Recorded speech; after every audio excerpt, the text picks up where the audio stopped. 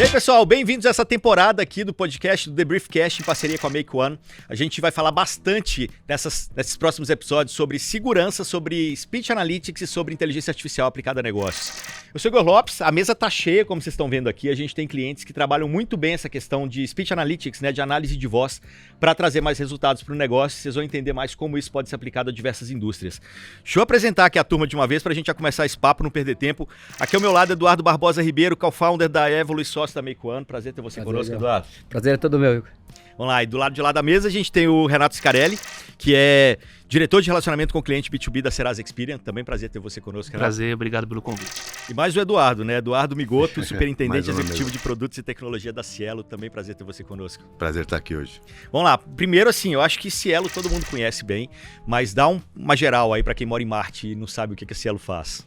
Bom, Cielo é uma empresa de adquirência, né? Trabalha no segmento normalmente associado à parte de maquininhas. Hoje, referência no varejo, né, nacional. E eu há 8 anos ali, olhando toda a parte de visão de experiência, desde a parte de ferramentas, desde quando a gente se conecta com o nosso cliente, até uma visão dos nossos canais digitais, passando por atendimento e todo o cadastro do cliente, com bastante tempo de casa aí e visão de experiência e CX. Perfeito. Quem nunca viu uma maquininha de pagamento que tinha lá a marca Cielo, né? Não, acho que não tem como hoje no Brasil, né? Exatamente. Dado mais de 25 anos a gente no mercado. Pois é. E quando a gente fala de Serasa Experian, tem sempre aquela visão de que, putz, é a empresa que vai vir me cobrar, mas é muito mais que isso. Acho que é importante deixar claro, a Serasa Experian ao longo dos anos vem se reinventando, né?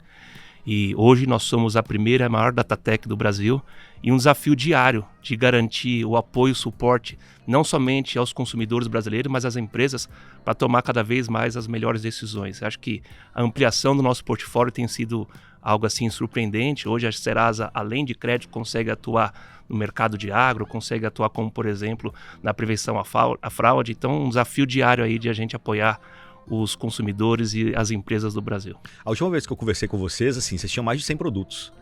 É uma coisa grande, assim. É super importante, porque no final das contas, a ampliação de portfólio acaba dando essa celeridade para poder atender não somente um único escopo, mas ampliar cada vez mais. Perfeito. Eduardo, conta pro pessoal um pouquinho de Make One. E você representa dentro da Make One uma empresa que é a Evolu. Exatamente. Então, como que esse guarda-chuva está montado? Legal. Só um contexto aí, a Make One é uma empresa de quase 40 anos de mercado. 2 anos como Make One, antes era o grupo Telesul. Então a gente fez o rebrand para Make One. Make One é uma empresa especialista em CX, nas disciplinas desde consultoria, tecnologia de cibersegurança, analytics, conversacional, inteligência artificial. Então tem algumas empresas que faz parte aí do grupo Make One. Eu sou co-founder da Evolu, focada em dados, especificamente dados de relacionamento com o cliente. Então conversas, interações. Então a gente montou aí em 2019, a gente fundou a Evolu, trabalhando com interações. E aí a gente fez essa fusão com o grupo Make One no começo de 2022, ali no começo da década ali, já faz aí quase 4 anos que a gente está junto.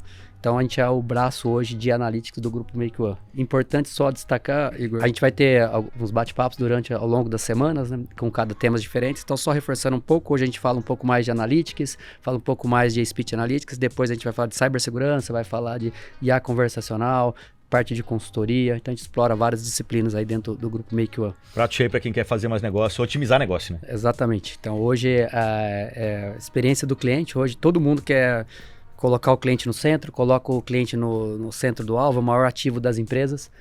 Mas quando a gente olha o foco no cliente, ainda tem muito a desejar. A gente vai bater um papo aqui ainda, a gente vai aprofundar um pouco mais, mas a gente está aí com bastante tecnologia, serviço, consultoria, know-how para ajudar essas empresas. E é curioso, né, quando a gente fala assim de Speech Analytics, né, análise de voz, a gente às vezes está ali no call center, nem sabe que está sendo analisado dessa forma, né? Acho que a gente está sendo analisado o tempo inteiro, e isso aí é o tempo inteiro trazendo dados para poder ter um relacionamento melhor com esse cliente. Como que vocês trabalham esse ponto do relacionamento com o cliente? Assim, que tecnologia vocês usam no dia a dia para fazer isso acontecer da melhor maneira? Bom, a gente começou também a direcionar melhor o que a gente tinha para essa parte de analytics, interpretando muito os dados.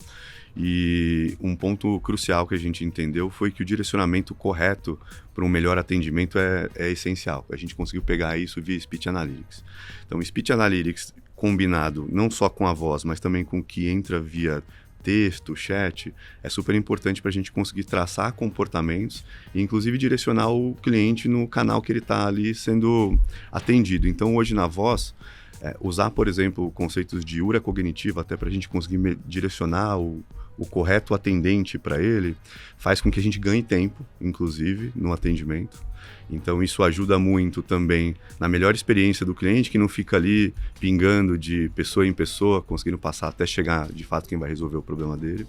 E, na prática, consegue direcionar para a gente também o sentimento do cliente. Então, a gente consegue usar isso a nosso favor também nas próximas iterações, né? O cliente pode ter um atrito aqui, você precisa conseguir interpretar isso para dar uma melhor experiência para ele em toda a jornada que ele tem ali com a gente. Então, hoje a Voz ajuda muito nisso, mas a composição do todo, não só aquilo que ele entra em contato via atendimento digital hoje, tudo isso é processado para a gente conseguir gerar os melhores insights, inclusive do que a gente vai priorizar para melhorar numa questão de um atendimento que a gente chama de First Call Resolution, por exemplo.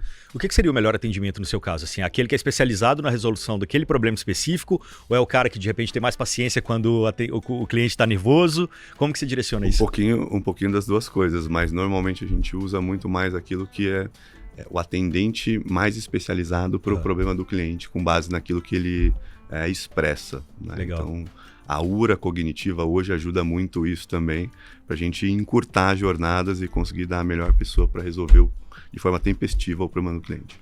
No seu caso, Renato, como é que você trabalha? Durante muito tempo, eu acho que é um desafio isso das empresas do Brasil como um todo, né? A gente tem um olhar muito de dentro para fora, né? E a gente começou a olhar um pouco de fora para dentro. E aí a gente identificou, por exemplo, há 5 anos atrás, 92% do meu acionamento era por telefone. E aí a pergunta que eu faço, será que o cliente quer ligar? Quando você pergunta, qual que seria o melhor? Talvez seria não ter que ligar. Mas faz parte do negócio. Então, como que a gente consegue prover uma experiência melhor e diferenciada? Até para poder ser muito objetivo, nessa jornada dos últimos 5 anos, nós trabalhamos muito nessa questão que a gente chama de pavimentação. Às vezes a gente acha que tem resposta para tudo. E muitas vezes a gente desenvolve algo que não é o que o cliente esperava. Então foi um trabalho muito árduo nosso de pavimentação e entender, olhar o comportamento, usar os dados ao nosso favor. E acho que essa evolução nossa hoje nos coloca numa situação ainda, e nós brincamos muito lá, nós buscamos sempre o extraordinário. Então assim, estamos longe de ser o que nós queremos, mas avançamos bastante quando a gente olha no retrovisor. Hoje, só para vocês terem uma ideia, do meu público de B2B, 60% do relacionamento é feito pelos nossos canais digitais. E quando eu recorto e vou para o público... Só rapidinho, quando você chegou era 90? Era 92 por telefone. Olha aí, e caiu para 65? Nós temos hoje 60% no canal digital. Ah tá, no digital. Hoje no telefone eu tenho algo em torno de 10 a 11%. E você me contou uma coisa, quando você chegou, você queria acabar com o telefone. Né? Eu acho que esse é o grande ponto, né? Às vezes quando a gente vem discutir, a gente gosta muito de falar do que deu certo. Eu sempre gosto de trazer também o que deu errado, né? Quando eu cheguei, eu falei, olha, precisamos acabar com essa questão do telefone. Não faz sentido o cliente ter que ligar para nós. E a resposta do dado fez eu mudar minha opinião rapidamente. Hoje eu tenho uma consistência de 10 a 11% do meu acionamento sendo feito pelo telefone. E a gente foi entender o comportamento desse cliente. Esse cliente, ele quer falar com a gente. Então, acho que cada vez mais oferecer a melhor forma e deixar na mão do cliente decidir como ele quer se servir, também é CX. Também é entregar uma experiência diferenciada para o cliente como um todo. Além disso, nós estamos trabalhando muito forte nos autosserviços. Então, algo em torno entre 18 a 20, de 15 a 20% dos meus volumes de acionamento já são tratados nos autosserviços. E aí o grande desafio nosso, né, é que eu brinco todo dia com o time, é garantir que isso não fique obsoleto. Porque o que a gente define hoje, implementa amanhã, daqui 2 dias já está obsoleto. E aí nós temos um trabalho muito forte de curadoria, de entender o comportamento, entender os dados, para a gente traçar os planos de melhoria e cada vez dando mais tração para poder melhorar a experiência como um todo. E não só isso, integração desses dados, né, Eduardo? Sim, eu queria fazer até uma provocação, né? Que a gente está falando aqui de URA cognitiva, falando de case aí de transformação, de retenção, né, nos canais digitais, isso melhora a experiência do cliente de fato, mas eu queria trazer uma provocação, né? Como consumidor, eu acho os canais de atendimento no Brasil hoje, em geral, muito ruim. Nossa. Quando eu preciso de alguma coisa, cara, eu sofro demais, eu vou lá no aplicativo, aí às vezes não consigo, preciso falar com alguém, aí não consigo chegar com alguém. Então, o que eu vejo muito assim, tem uma questão de automação a todo custo, Isso é custo, né? Digitalização. E às vezes a gente, aquele conceito que eu falei no começo, né? Foco no cliente, ele é secundário. Todo mundo fala que quer ter o CX, mas eu como consumidor, principalmente falando dos relacionamentos, queria ouvir um pouco de vocês nesse sentido, né, nas empresas de vocês, porque, cara, eu tenho uma experiência péssima, assim. Então, todo mundo quer ser data-driven, quer pôr o cliente no centro, quer ouvir o cliente, mas depois vem a pressão de custo, de automatização, e aí a gente se perde lá, aqueles caminhos que às vezes não funcionam. Minhas experiências estão sendo mais negativas do que positivas. Deixa eu só te complementar nesse sentido também, porque eu concordo com você, e recentemente eu tive uma experiência negativa que no final foi positiva, porque eu consegui finalmente falar com o atendente em algum momento, mas não era o atendente que ia me atender. Aí ele falou, não, então você faz o seguinte, você liga de novo e tecla 229, que você vai cair onde você precisa. Então talvez até isso seja uma maneira de se hackear o sistema, né? Beleza, a URA não tá funcionando, o humano pode te dar o caminho. E resolver o meu problema. Eu queria ter voltado e dar nota 10 pra ele, mas não conseguia mais. Porque ele te deu o atalho, não porque ele te deu a solução. Exatamente, Mas tem um ponto importante, e esse ponto que você está trazendo para nós assim é fundamental, né? Muitas vezes, para você poder transformar e revolucionar a experiência do cliente, cada vez mais você tem que usar a sua experiência, a sua própria experiência para poder tentar fazer esses movimentos. Eu me recordo há mais ou menos 2 anos atrás, quando a gente estava acelerando os canais digitais, um dos pedidos que eu fiz ao time, eu gostaria de saber efetivamente quantos clientes entraram pelo nosso canal digital e eles ficaram no looping. E a gente não tinha essa informação. Isso é importantíssimo. E eu já, assim como você bem trouxe, eu já fiquei no looping em vários canais digitais. Eu vivo testando canais digitais até para poder trazer melhoria para o nosso processo. E às vezes o simples, né? Eu costumo dizer que o básico bem feito, ele é muito bom na maioria das vezes. A gente quer ficar criando, inovando. Vamos fazer o básico.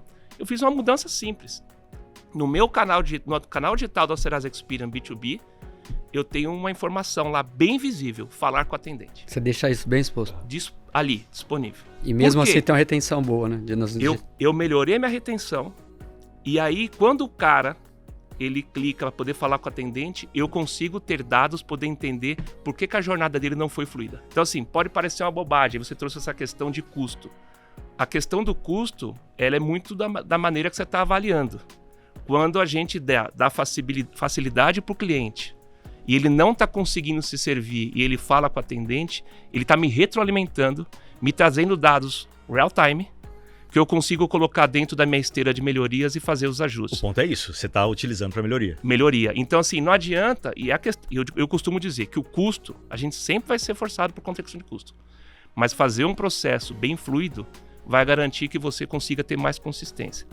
Eu melhorei o meu NPS transacional e eu diminuí o meu rechamado por conta dessa teclinha que eu coloquei, falar com o atendente. Naturalmente, eu desafio, né? E eu brinco assim, o pessoal fala, mas tem uma experiência muito boa. Falar de B2C é uma coisa, falar de B2B é outra coisa.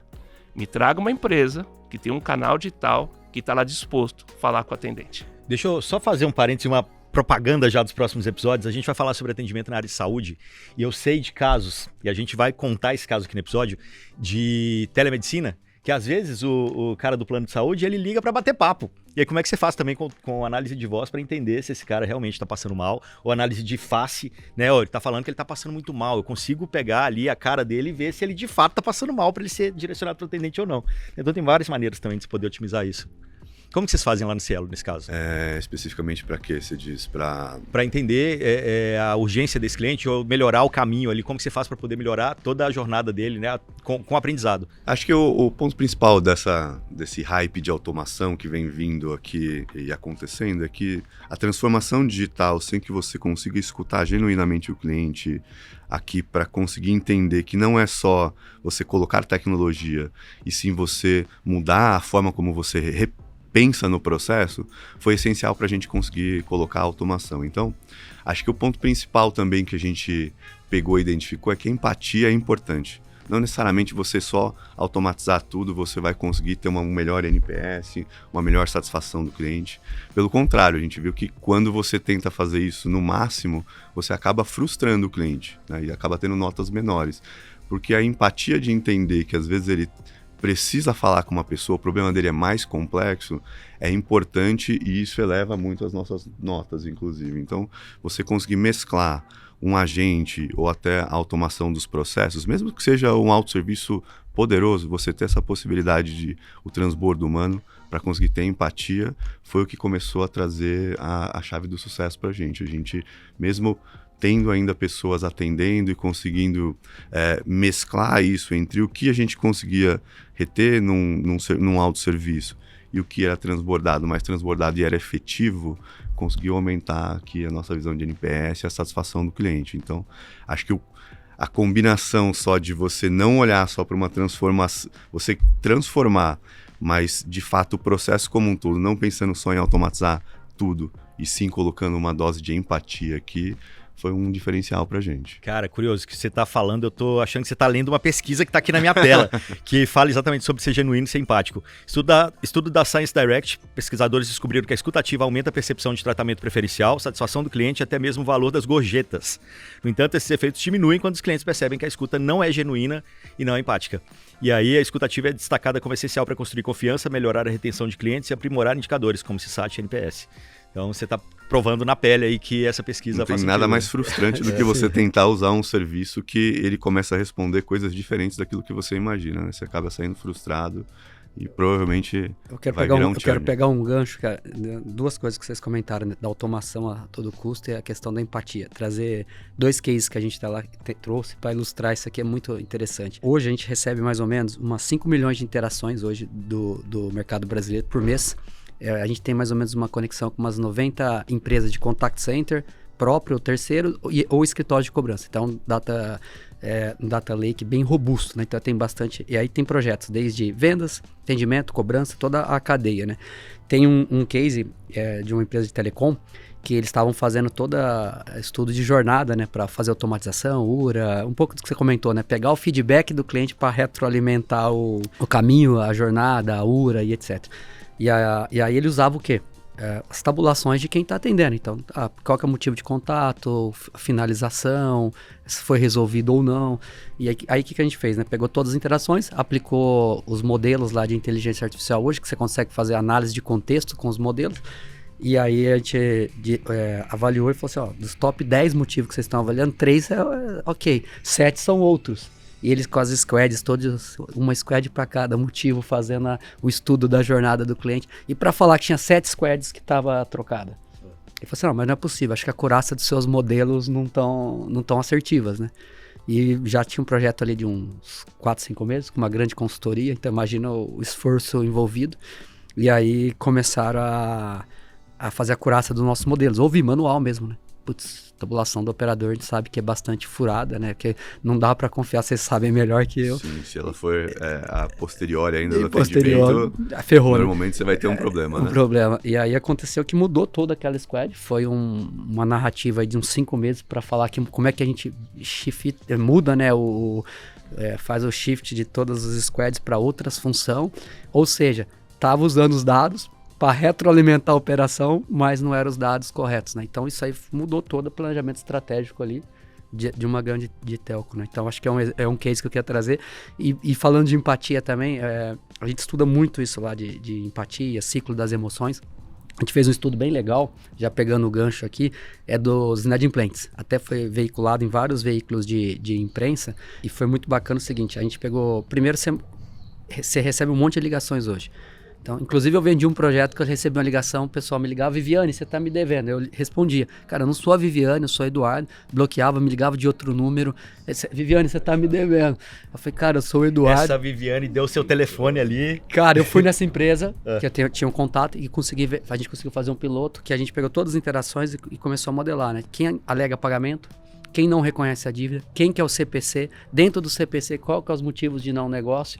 E quando a gente fez isso, né, mostrou os números, aí acabei ainda, por causa da Viviane, que eu não sei quem que é, obrigado Viviane, consegui vender. Ela quis te ferrar, na verdade, né? Ela deu seu telefone, tipo, não me enche o Não saco, sei, mas eu consegui me prosperar com isso, né? E foi legal. E aí, do CPC, a gente fez um estudo era cobrança atraso curto, recente ainda, então não dá para falar que era uma cobrança ainda...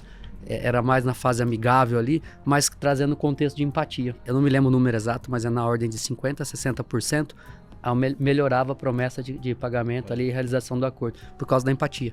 Então, acho que hoje A IA, né, ela traz a possibilidade da gente fazer... Isso é a IA generativa, né? Antes não tinha como. Essa é a tecnologia que ela traz a possibilidade da gente fazer a hiperpersonalização em escala. Porque tudo que você escala, você perde personalização. Com a IA generativa, você consegue fazer isso, né? Só que eu ainda vejo que as empresas não usam isso em massa ainda, né? No caso da empatia, a gente estuda bastante, a gente sabe desse contexto quanto que a empatia... ela influencia, né, no CX, nesse caso, na taxa de arrecadação de acordo, porém as empresas fazem o quê? Roda a base, vamos ligar, sai metralhando todo mundo, né? Isso é uma estratégia que não funciona, mas é que é usada ainda, né? Então, você conseguir alimentar o seu motor de score ainda do contato do CPC, né? Para que você vá evoluindo e consiga o melhor contato combinado com a empatia para conseguir Edu, ter um resultado cara, bom. até tem o speech score ali, o CPC, o motivo de não pagamento. Por exemplo, quando eu trago o contexto de hiperpersonalização, né? O cara falou que está desempregado. Não adianta você ligar para ele essa semana. Ele não vai, muitas vezes ele vai falar, cara, eu não consegui arrumar emprego, eu não vou te pagar. É diferente daquele cara que fala, putz, deixa eu pensar.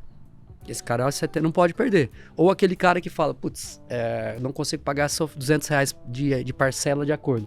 A oferta não está adequada. Cara, ele ouviu, ele tem dinheiro, só não conseguiu pagar aquela...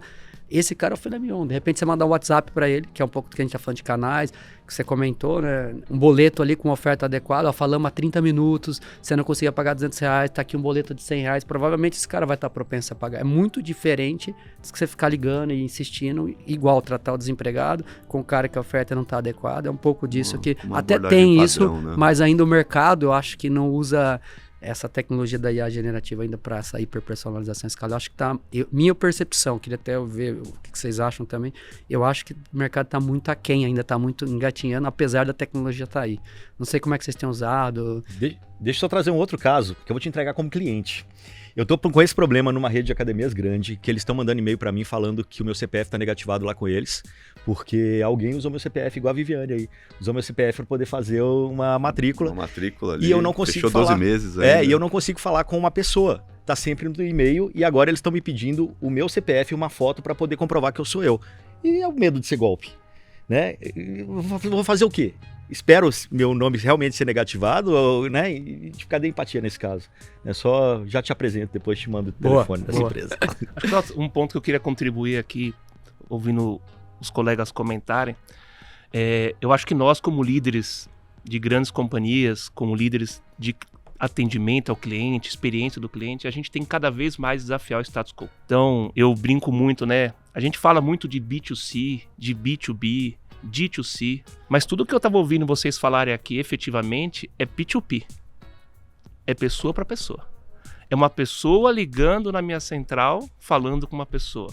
É uma pessoa que está necessitando de algo e a outra tendo empatia, sendo ouvinte. Então, acho que o desafio maior nosso é cada vez mais, né? Muito na linha que o Eduardo trouxe da empatia, a gente tem um desafio de humanizar essas jornadas. Jornada automatizada, ela torna muitas vezes um atrito futuro. Então, cada vez mais trazer para essas jornadas a humanização, e digo assim, a humanização ela passa por vários aspectos, como por exemplo, um cliente que está indo constantemente na sua central de atendimento, existem formas de você identificá-lo e autenticá-lo. Então, como que a gente consegue efetivamente? Eu costumo dizer, né? Qualquer cliente que liga numa central de atendimento, ele se identifica com o CNPJ e ele dá o nome. Aí está uma grande oportunidade, se você está numa ligação com o cliente, já começar a chamar a pessoa pelo nome. Sim. Substituir o senhor ou senhora pelo nome, você se conecta, você aproxima do cliente. Então, mais do que você ser um bom ouvinte, é como você entrar numa conexão que você consiga conectar aquela pessoa com o propósito, o que ela está trazendo, o que ela está buscando. Então, assim, é um desafio árduo, porque isso não está em nenhuma empresa na parte de capacitação, de treinamento. Isso aumenta a TMA, tem um monte de coisa que a gente já sabe.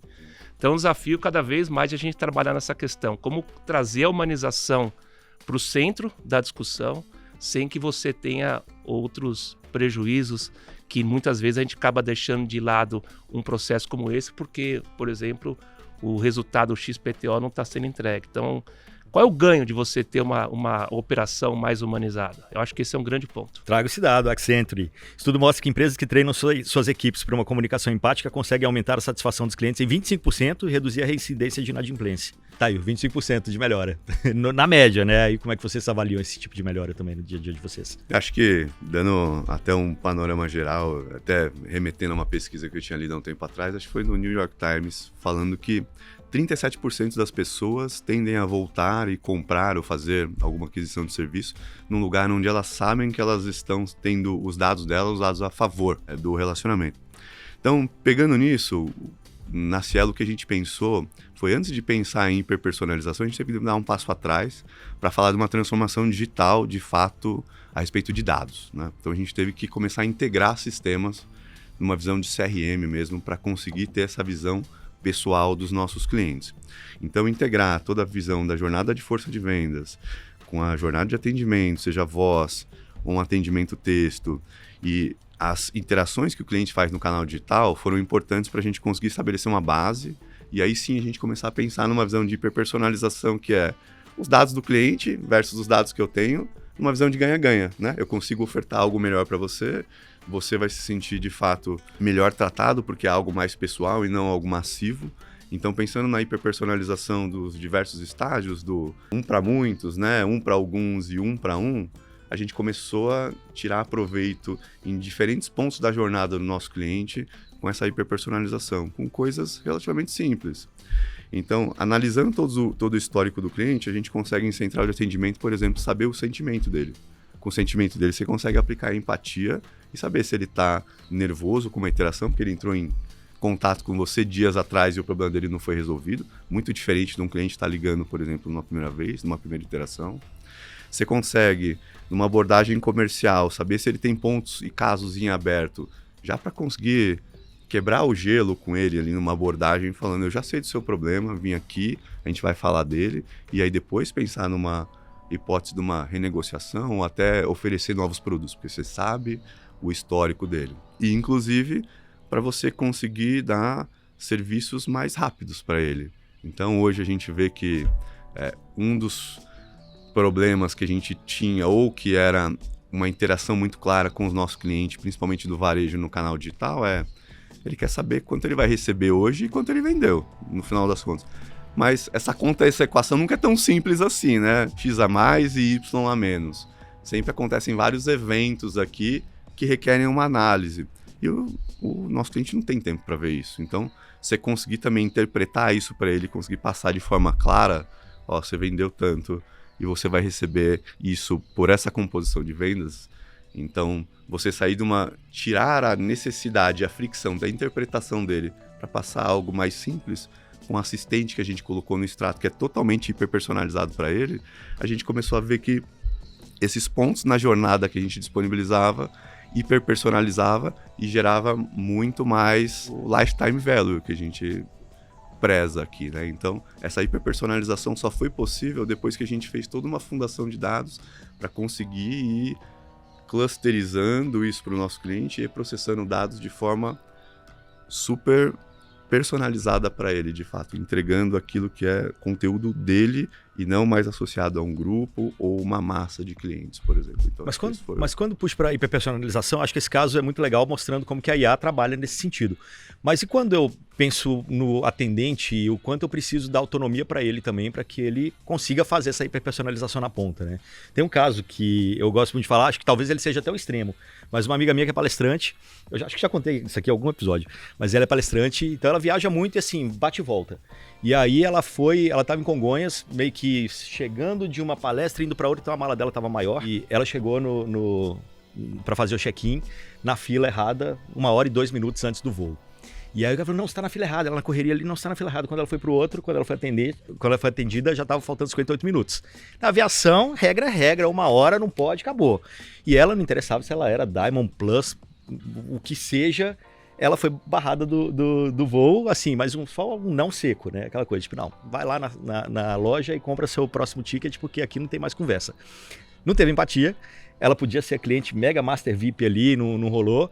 E aí o que ela fez? Ela foi muito esperta, ela foi na lojinha da frente ali do saguão de Congonhas que vende mala, ela chegou pra atendente e falou, então cara, o negócio é o seguinte, eu tô com essa mala aqui, mas ela tá um pouco vazia. Será que você não me vende uma mala pra eu conseguir embarcar? Eu deixo essa mala aqui com você, amanhã de manhã eu passo aqui, pego essa mala e volto. Falou, não, de boa, tranquilo, eu guardo ela ali no depósito e tal. Quer dizer, ela comprou uma outra mala, conseguiu embarcar com o que ela precisava. O cara fez uma venda, gerou uma super boa impressão e a empresa que ela era cliente VIP Master Plus, muito provavelmente numa dessas agora ela vai até para concorrente, né? Até que ponto vai essa autonomia do atendente também para poder conseguir resolver esse tipo de problema? Talvez ali, como falei, o caso extremo. Mas como que vocês trabalham essa questão também de, putz, esse atendente ele pode ir até determinado ponto ou de repente eu transbordei para o atendente e aquilo ali virou um padrão e passa a ser automático. Como que a gente vai evoluindo processos para trabalhar também essa questão da autonomia do cara? Acho que é importante você conseguir dar uma autonomia para o cliente, porque senão você não consegue trazer cada vez mais para ponta o atendimento e o first call resolution ali, de fato, né? Sempre vão haver desvios que você precisa ter um range ali para conseguir dar autonomia para ele, porque se você acabar transbordando isso para times de back-office, existe uma curva que a gente vê também sobre a satisfação do cliente, que ao passar dias isso vai degradando, então você começa a ter notas cada vez mais baixas com o passar de dias ali para um atendimento, mesmo que ele seja sobre a ótica de uma única ligação e uma resolução feita. Se você consegue trazer isso para tempo de linha e você consegue dar essa autonomia para ele com padrões estabelecidos aqui, inclusive com base no seu relacionamento, isso muda drasticamente a percepção do cliente sobre o seu atendimento. Então, principalmente em questões de estorno ou até alguma questão financeira, é importante que você sim tenha um parâmetro que o atendente consiga evoluir para conseguir resolver o problema do cliente em linha. Isso tem uma satisfação 3 vezes maior do que a gente consegue ver sobre algo que, por exemplo, você derivaria para um back-office, para uma análise que possivelmente vai ser a mesma que o cliente, que o atendente tem ali com base em todos os dados que ele já tem em tela, né? Então, acho que dar essa autonomia é super importante para a gente conseguir trazer a satisfação ali em tempo real. O que a gente tem visto muito, né, nessas interações que eu falei, a gente foquei muito na voz do cliente, mas tem a voz do agente, né, que é o cara que está atendendo, vendendo, cobrando. Perfeito. Então tem as duas vozes e a gente faz muita análise também da qualidade, né, desse relacionamento. Então, inclusive, assim, a gente gera score para de qualidade desse atendimento que os meus clientes usam para remunerar as operações terceiras, por exemplo, ou se é interno para premiação e etc. O que a gente nota muito? Conceito maravilhoso que você falou, mas na prática, quando você traz para um contexto de autonomia, de um pouco menos script, menos roteiro, mais improviso, não vai, cara. É ruim, ele é muito ali, segue rigidamente o script, porque ele sabe que ele está sendo avaliado por alguns parâmetros, então é muito engessado. E o que a gente tem dos clientes nossos que já faz essa questão mais de autonomia, mais avançado, o que é? Você tem uma marcação no mercado de previdência, você tem a marcação do cliente. Ele é um cliente mais técnico, mais detalhista, baseado em outras interações, ele já traz isso. O outro é mais leigo de tributação, por exemplo, o outro é mais empático. Então, para cada um desse perfil, o detalhista ali, você tem que ser... Tem o cara objetivo. O objetivo você tem que ser rápido, focado e resolver o problema dele, sem muito rodeio. O cara que é leigo, você tem que usar menos jargão financeiro, ter mais aproximação dele, ter um atendimento mais humanizado, mais empático. O mais detalhista, você tem que... Então, através de... Se o agente recebe essa informação previamente, que está no CRM dele lá, como que você falou, na consolidação dos dados, ele entende como ele tem que agir, e aí ele já vai ter pré-formatado ali alguns roteirozinhos, então ele consegue já direcionar.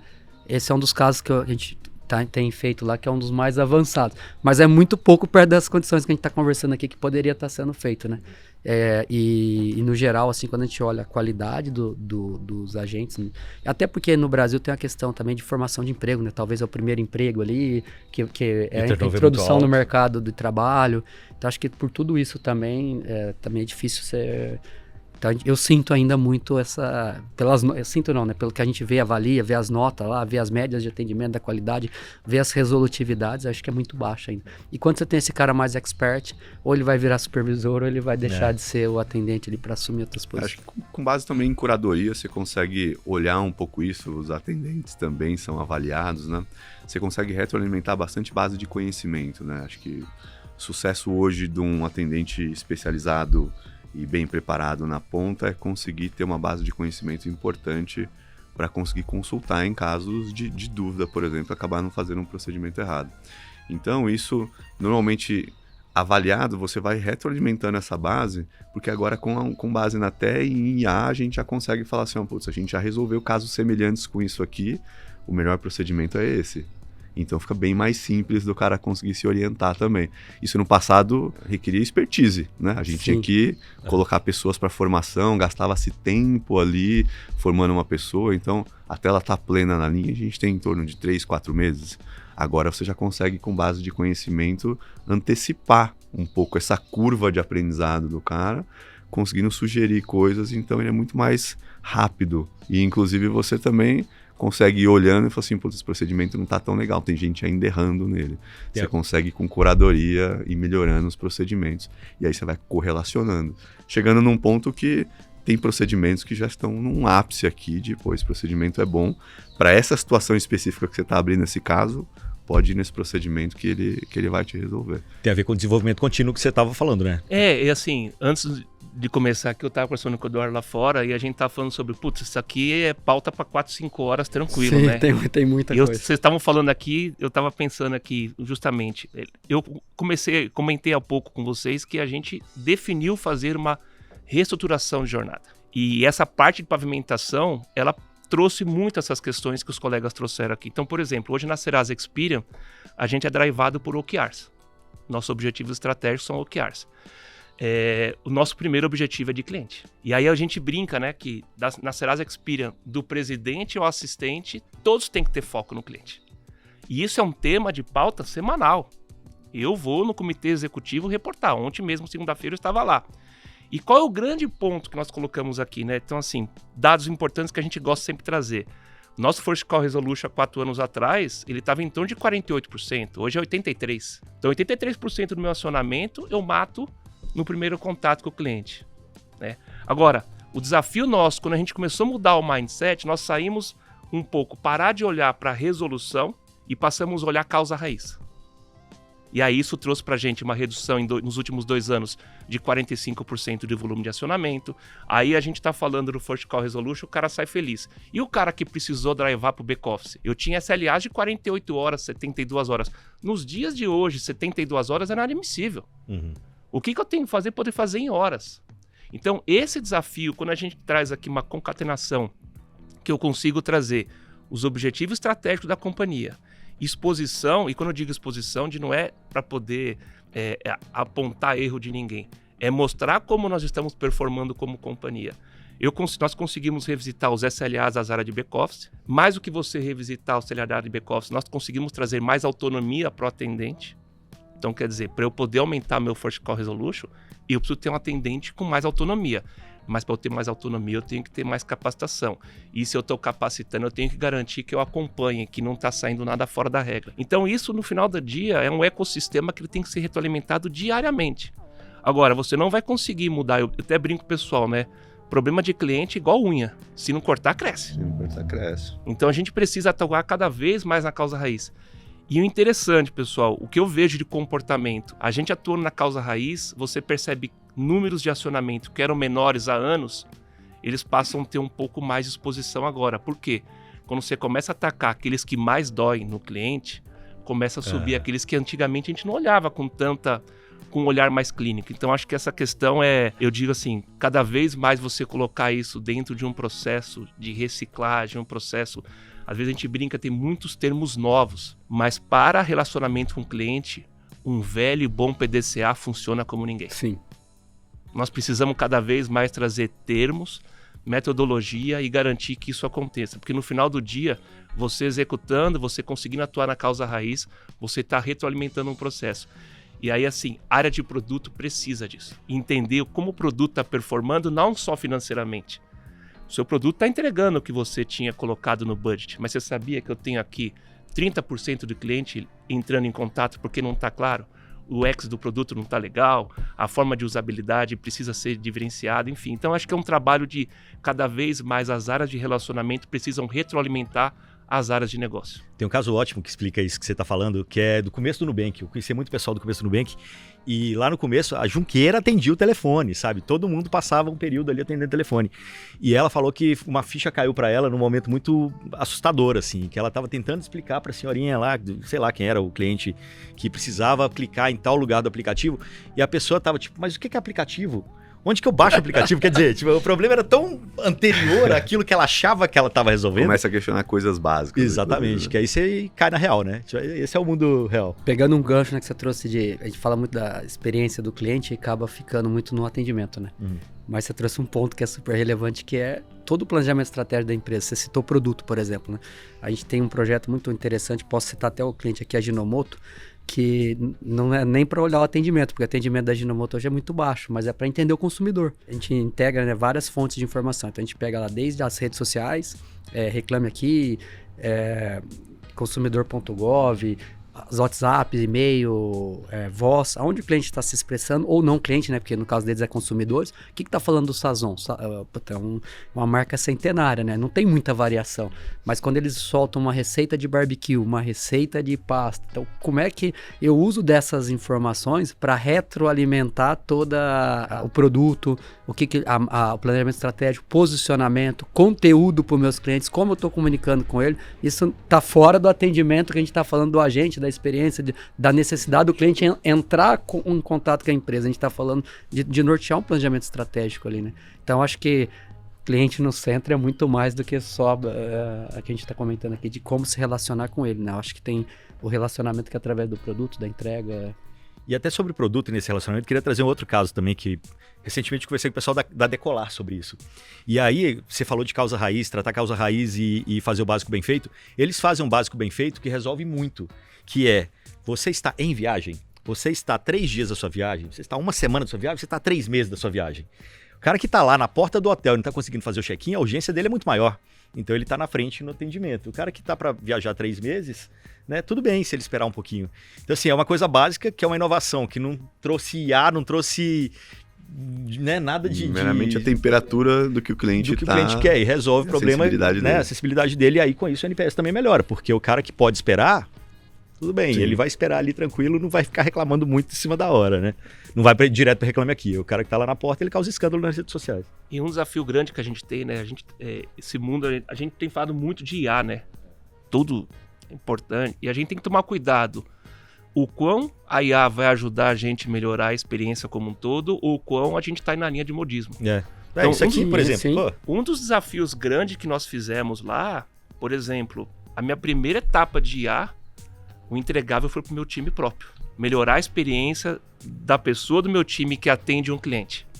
Porque aqui eu vou capitanear um monte de oportunidade de melhoria, vou testar e treinar melhor os meus modelos, para que na hora que eu tiver isso rodando no mercado, para o meu atendimento para o cliente, eu seja cada vez mais assertivo. Então, assim, cada vez mais a gente tem que trazer a tecnologia também para dentro de casa, olhando, porque muitas vezes a gente olha o time próprio ou o time de atendimento como aquelas pessoas que têm que ter a solução para tudo. E muitas vezes gerar para eles também uma experiência diferente, uma experiência melhor para poder prestar um melhor atendimento, certamente isso é uma cadeia de benefício. Então, esse é um desafio que a gente tem batido muito, né? Um grande desafio que nós tínhamos eu tinha 70% da minha operação rodando em parceiros e 30% de próprios. Aí você vai para a planilha. Lógico. Só por curiosidade, como que era a divisão? O que era interno, o que era externo? Nós tínhamos uma equipe que olhava os grandes clientes como próprio. Ah, tá. Né? E aí os clientes médios e pequenas e médias empresas, tudo em parceiro. Meu desafio é provocar internamente como que a gente consegue mudar essa experiência.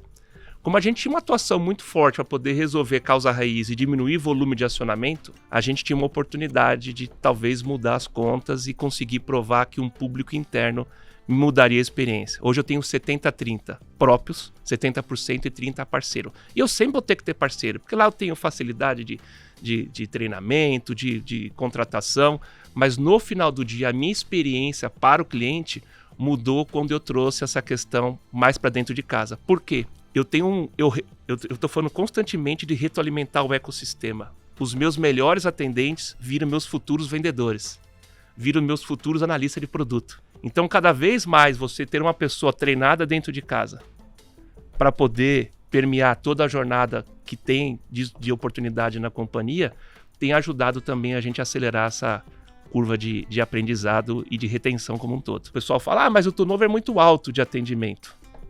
Eu acredito que sim. Nós não temos esse problema hoje. E aí eu tenho um problema inverso, né? Que eu até combinei dentro do RH. Olha, pessoal, não dá para vocês me atacarem antes de 1 ano e meio, porque senão não funciona. Formador porque de talento. você vira um formador de talento, todo mundo vai lá, quer pegar as pessoas, aí eu tenho um problema, porque eu tenho 70% da operação própria. Quando você define muito bem as regras, então pessoas a partir de 1 ano e meio, a gente já disponibiliza para poder fazer esse movimento interno.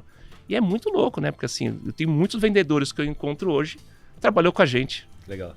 Acho que pegando gancho nisso também, né? Acho que vi alguns estudos falando que mais de 80% das iniciativas de IA de agora, no futuro, não permanecerão, principalmente na empresa, por fit cultural, coisas que tentaram resolver e acabaram não evoluindo tanto. E acho que, olhando para essa provocação, que a gente, na Cielo, sempre pensou em, primeiro, que não existe mapa da mina aqui, não existe a visão ótima de você conseguir ter um custo baixo, alta escala e conseguir atender de forma plena o cliente. Então, a visão sempre foi, vamos começar pequeno. E para começar pequeno, a gente sempre olhou principalmente para temas de operação. Se eu consigo olhar para indicadores claros e com um público controlado, eu consigo pensar, pilotar aquilo, ver o que foi e aconteceu de forma coerente, aquilo que não foi bem, e a gente adaptar.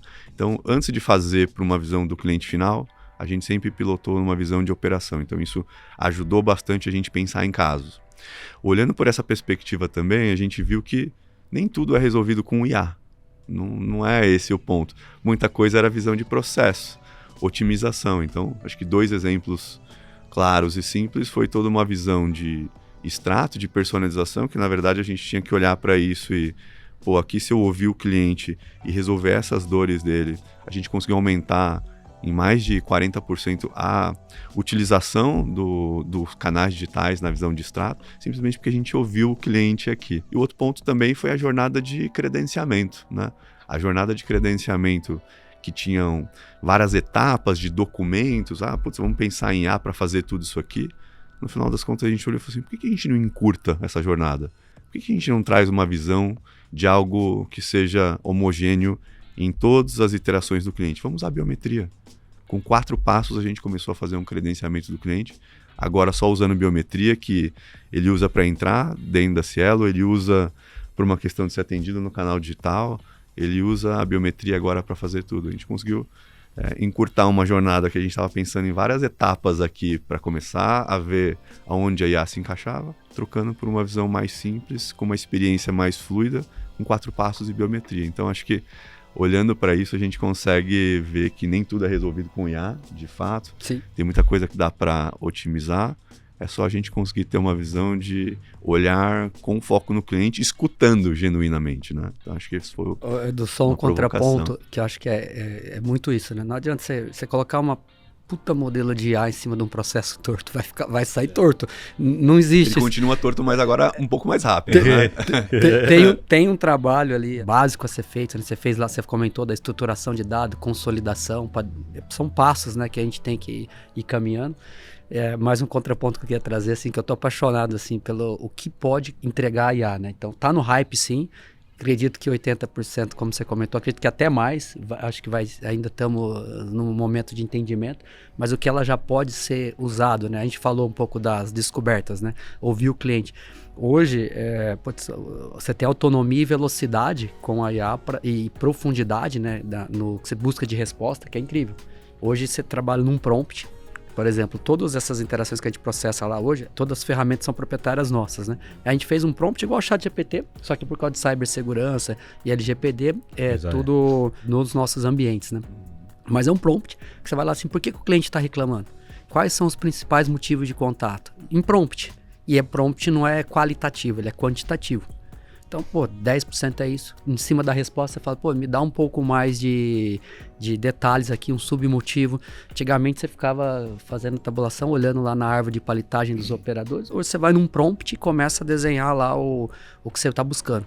Se eu quero fazer uma melhor experiência do cliente no aplicativo. Eu quero que o aplicativo... O que está acontecendo no aplicativo?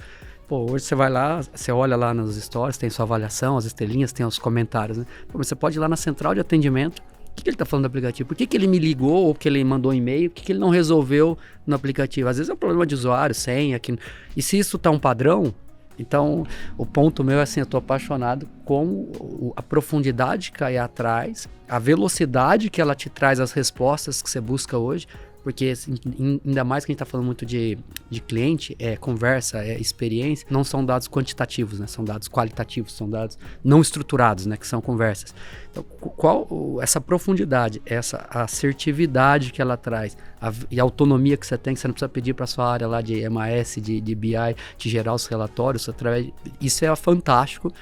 Isso te acelera nas decisões, te dá mais assertividade. Então, esse contraponto, assim, se souber usar e o que já realmente já está emplacando, eu acho que também já é um diferencial assim bem Para uma visão de prevenção a fraudes e cibersegurança, acho que a IA tem um potencial aqui enorme para seguir, né? Acho que você está falando um pouquinho de comportamentos anômalos, né? Assim, o cliente não estava acostumado a fazer aquilo, estou identificando um comportamento diferente aqui, será que eu não posso ser mais preditivo? Será que eu não posso entrar em contato, entender o que está acontecendo? Eu acho que aqui tem um campo fértil enorme, acho que principalmente para a parte de fraudes, inclusive, a gente vem investindo bastante nisso também, para conseguir identificar coisas que possivelmente passavam abaixo do nosso radar antes, e agora você consegue identificar padrões e atuar em cima deles de forma muito clara. Então, acho que aqui tem um campo bem fértil realmente de IA para utilização nessa interpretação dos dados. Concordo 100% contigo. Eu acho que a tecnologia é isso, né? Eu tô fascinado, apaixonado, porque, cara, às vezes o pessoal faz uma pergunta lá,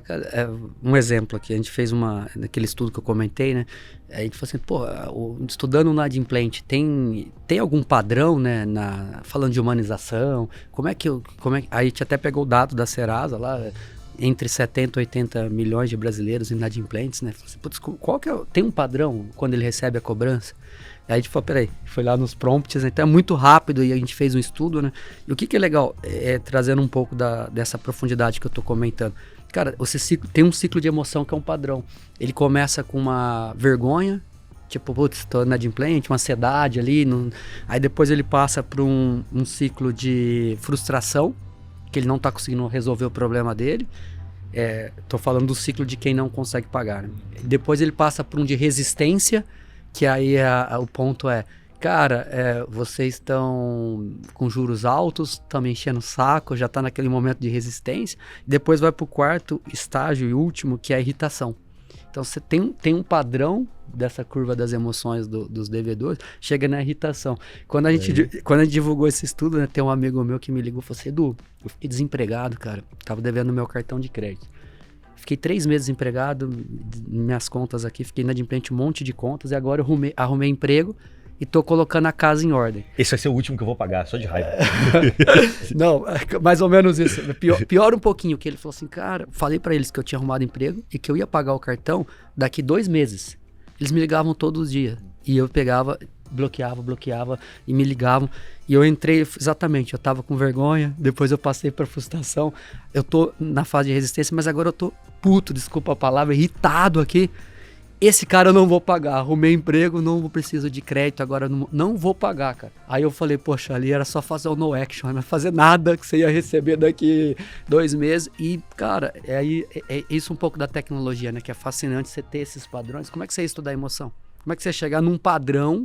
Então hoje a IA também te traz ainda a gente está quebrando esses paradigmas, né? Mas cada vez mais que você vê as coisas, você fala, putz, é muito legal, assim, a relação, o que você pode fazer, qual estágio que está cada um, como agir. Então acho que a IA, tanto no que você comentou, mas também eu acho que para o cliente ser ouvido e desenhar processos, fazer jornadas, ou simplesmente ter as descobertas para pôr um PDCA, algum processo simples para resolver, eu acho que isso aí é uma coisa que já está ongoing agora. Eu acho que eu vejo poucas pessoas usando de fato isso. Mas eu acho que é algo que eu vejo lá, sou suspeito a falar, porque a gente trabalha todo dia, mas é fascinante com essa tecnologia. Até pegando esse gancho seu aí, né, do que não fazer, e caminhando para o final da nossa conversa, vamos puxar um pouco desse lado. O Renato começou a puxar isso no começo, né? Ele gosta de falar um pouco também dos erros e tal. Quais são os maiores erros que vocês veem aí cometidos nessa jornada de inovação no atendimento? Acho que a gente pincelou alguns aqui, mas se a gente puder resumir assim, o que não fazer, o que vocês dizem pro pessoal? Talvez uma provocação que eu sempre faço pro meu time, né? Você compraria o produto que você entrega? Acho que o desafio nosso, como líderes das empresas que trabalhamos, a gente usa o produto, a gente consegue entender onde estão as oportunidades dos nossos produtos. Porque muitas vezes, e eu tenho uma visão assim muito forte em relação à experiência do cliente. Se você tem uma empresa que está batendo resultado, trazendo resultados muito bons financeiros, e você tem um problema de experiência, de NPS, isso não é algo que vai gritar muito grande, porque isso aparece mais quando você tem um problema de entrega de resultado financeiro. Então, assim, muitas vezes a gente não olha como deveria olhar na jornada como um todo, independente do resultado que nós estamos tendo. E quando você tem um problema de resultado financeiro, muitas vezes, vamos tentar entender o que está acontecendo com o cliente. E quando a gente tem um resultado que não é bom, a tendência é a gente ter a resistência. Não, mas o cara não sabe usar, que não sei o quê. Então, em resumo, saiu um pouco dessa visão onde achamos que temos resposta para tudo e ir atrás de entender diagnóstico com quem está sinalizando que não está legal. Então, essa questão de usar os produtos, saber como eles funcionam, forçar os erros, né? Então, vira e mexe, eu entro no meu canal de atendimento e eu tento forçar coisas para que dê errado. E esse processo de curadoria não pode ser feito única e exclusivamente por uma empresa que você contrata ou alguns profissionais. Tem que ser feito por todos. Nós temos que ter essa vontade genuína de testar o que nós oferecemos e o que nós vendemos. Só assim a gente consegue identificar oportunidades e mais do que isso, vivenciar essa experiência que muitas vezes é positiva e algumas vezes não tão positiva. E quando você consegue pegar dentro de casa, eu acho que o processo de retroalimentação funciona. Você leva para uma área interna, enfim, leva para o responsável do produto, cara, o seu produto está com esse problema. Acho que vale a pena dar uma olhada. Esperar cada vez menos que isso venha pelo cliente. Essa iniciativa, essa proatividade de testar tem que ser de todos. Perfeito.